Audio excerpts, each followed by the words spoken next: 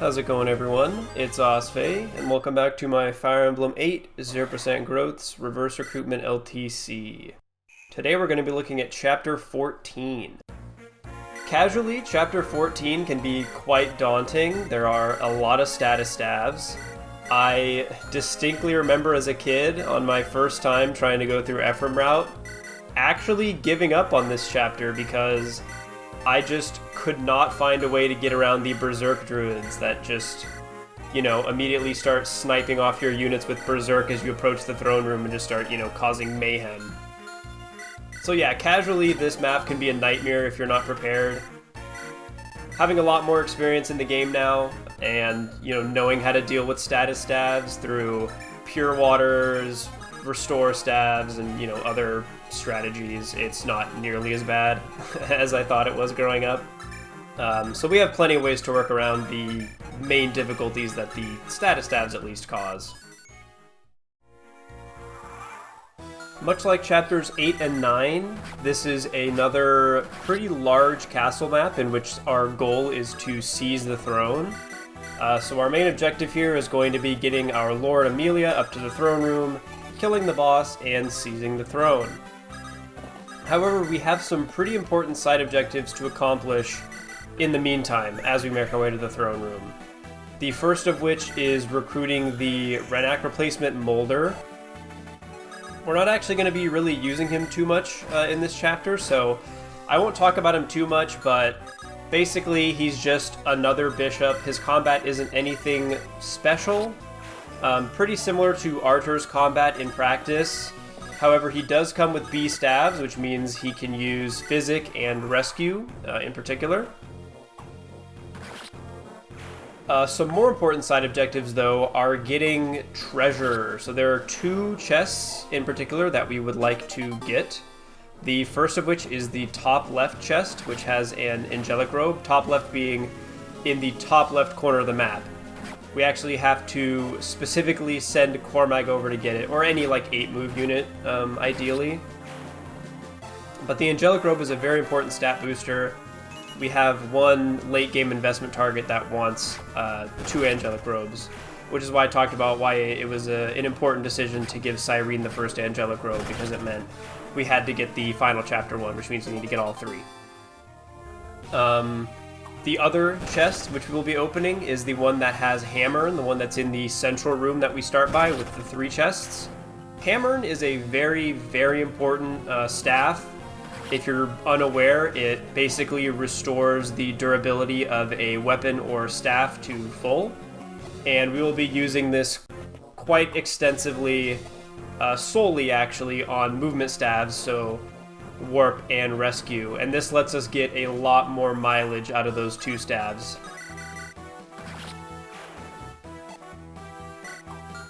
The overall strategy for this map is to break up our forces into 2 and then eventually 3 groups, and this is already kind of set up through the deployment starting positions. You can kind of see the 2 groups already forming because that's how they start.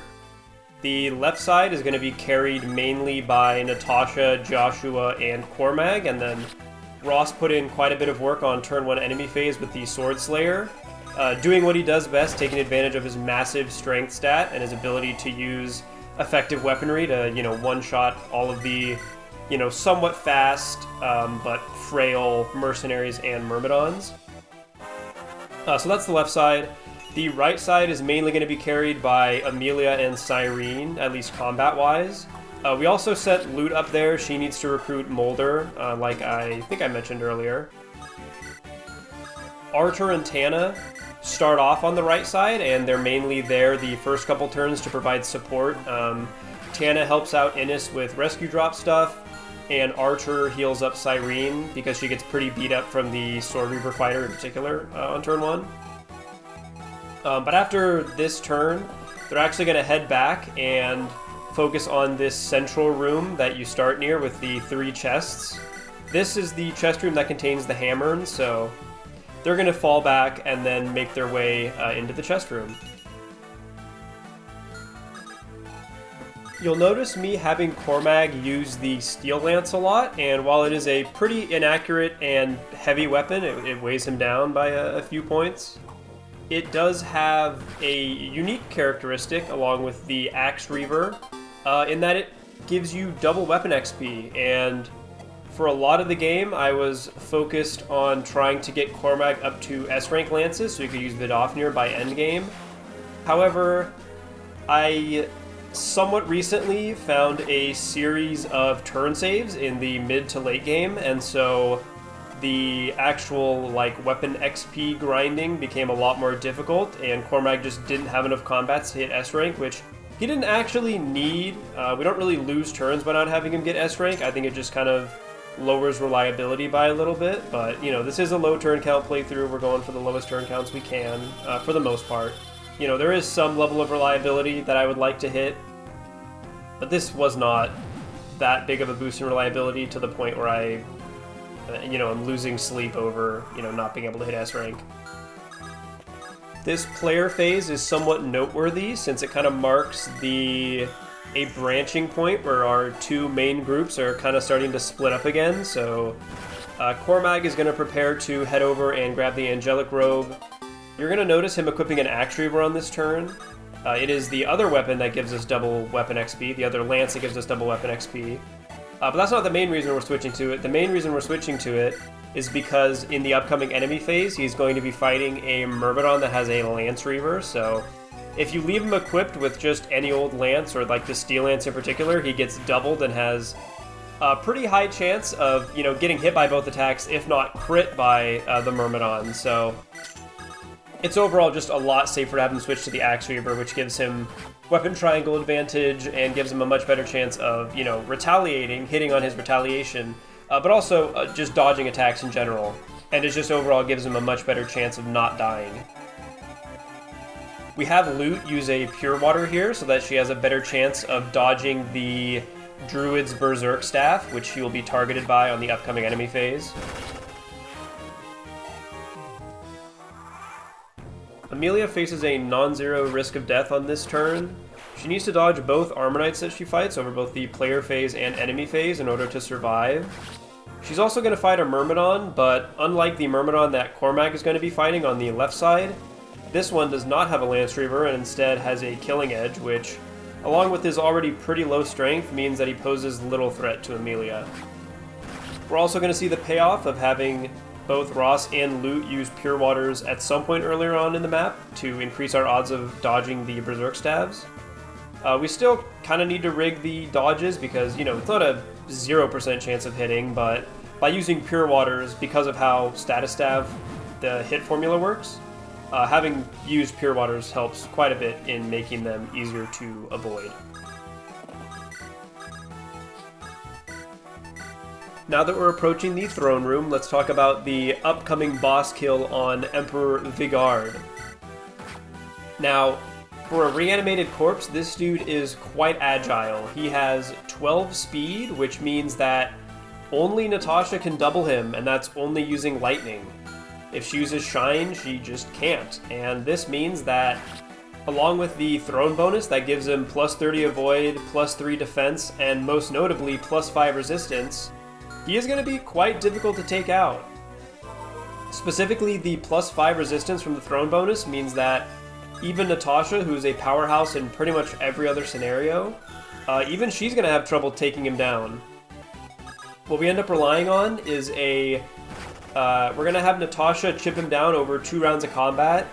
She needs to crit at least once, but she ends up critting twice. If she doesn't get the second crit, we just have her attack again on turn 5 player phase. But since she does get 2 crits, we only need her to fight him on turn 4 player phase and then again on turn 4 enemy phase. Once he's chipped down, we're then going to have Ross come in and trade over the hammer that Natasha's been holding on to, and then finish him off, which, is just Ross doing what he does best, taking advantage of effective weaponry and his massive strength stat to, either one-shot or finish off enemies that he has effective damage against. We actually did some neat trading around. We passed around the hammer throughout the chapter, so Joshua was the one that initially picked it up by killing a fighter on turn 2, and then he traded it over to Natasha when he was trading over the door key so that he could open up the door, and then now Natasha has it, and then that sets it up so that Ross can just trade it over and use it to finish him off. One of the druids was also finally able to land a berserk. However, we had La Rochelle ready to go with a restore staff to make him immediately restore him back to normal condition, and then he is able to waltz up and finish off the guard. With that all out of the way, we just need to wrap things up by picking up the treasure that I talked about earlier, and then we're all done. You know, for how simple and straightforward this chapter seemed at first glance when I was like first getting ready to plan this out, it actually ended up being a lot more interesting and involved than I thought, with all the, side objectives and setting up the boss kill, especially coming off of, how involved and complex chapter 13 was. But yeah, that's chapter 14 in 5 turns, and I will see you next time for Scorched Sand, which is another pretty involved route map. But yeah, see ya.